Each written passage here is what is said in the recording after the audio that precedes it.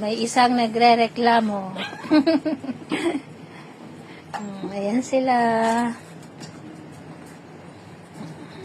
Habang si Papa nila ay nagkaahi ng kanilang pagkain.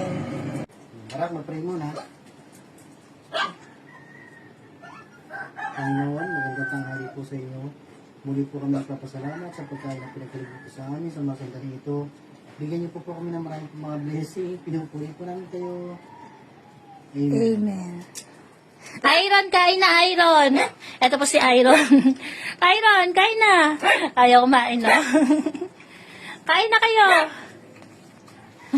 Pag si Papa po nila nagsabi ng kain na, talagang magsisikain na po yan.